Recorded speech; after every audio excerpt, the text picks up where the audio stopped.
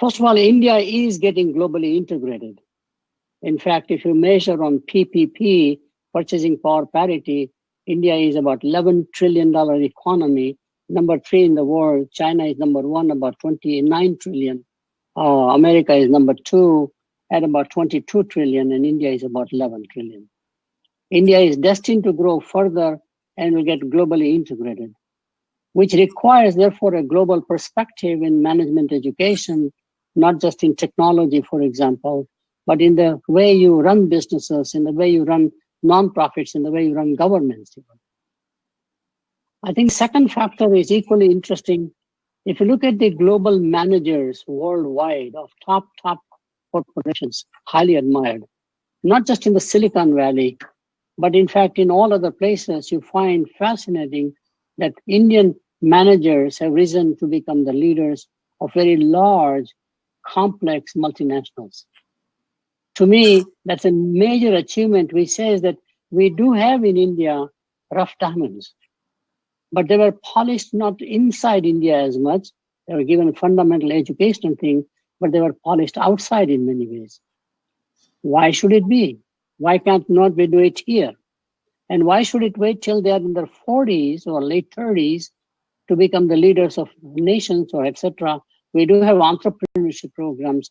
Very young people become leaders, for example, Bill Gates in his time, Mark Zuckerberg right now, and therefore the age should be much younger to get going. I think the third reason, and more important one, equally important, is that we now do have global competition.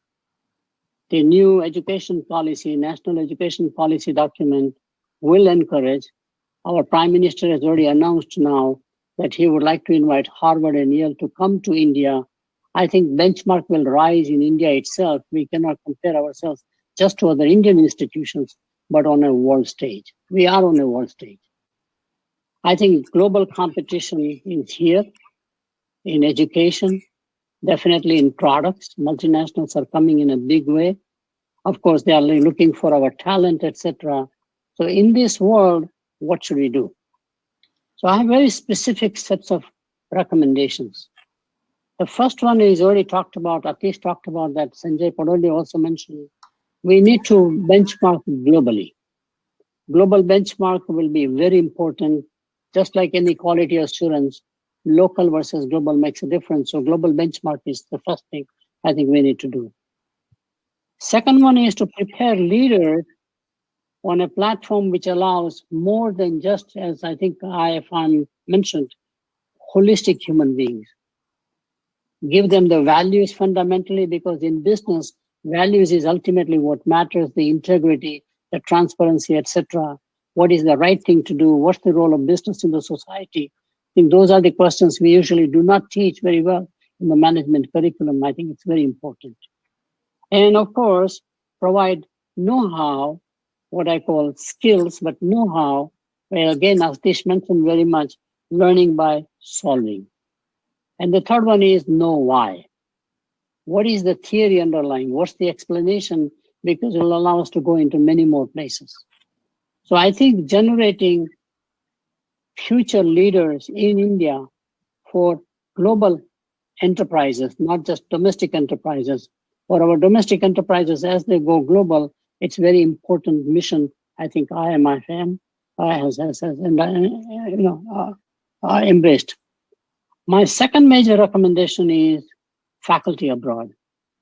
While we send the students abroad, our faculty remains the same.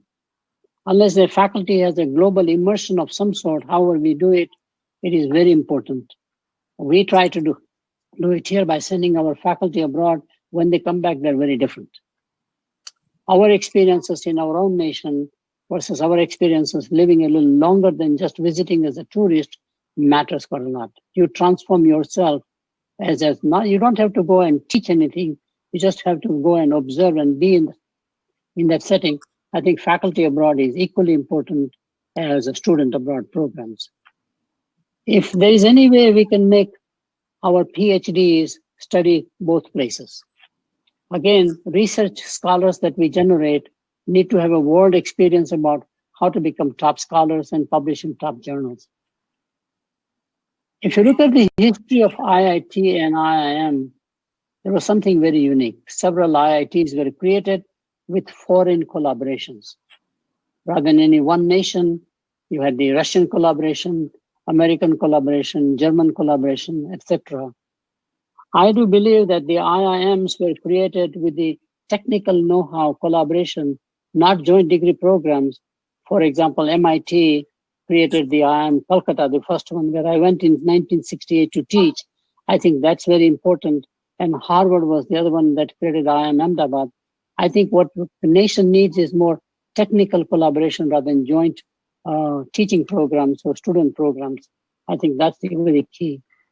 We have to go for accreditation worldwide and re-accredit it again and again. Accreditation is more development, not just compliance. And I think it nurtures outside expertise to tell you what you should do in the next 5 years. I think that's very important. And I really believe that we can easily create a strong generate global managers in India itself.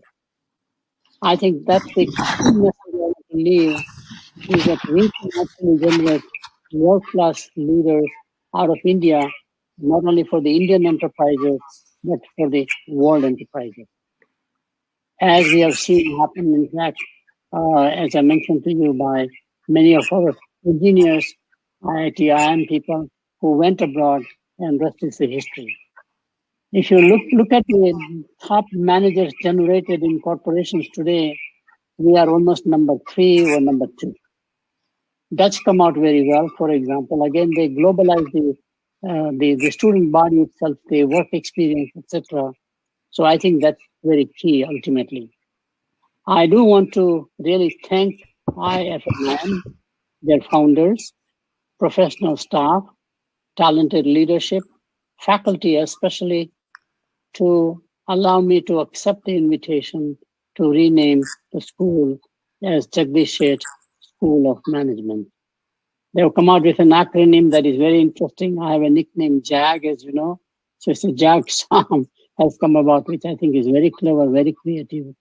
The reason I accepted is exactly what Sanjay mentioned. My journey is very similar to his father's journey. We all came out through education. I'm a refugee from Burma, as most of you know, and with a lot of hardship, and I come from a merchant community. And ultimately, my family invested in me for education. I was a good student. They believed in me. I'm the youngest.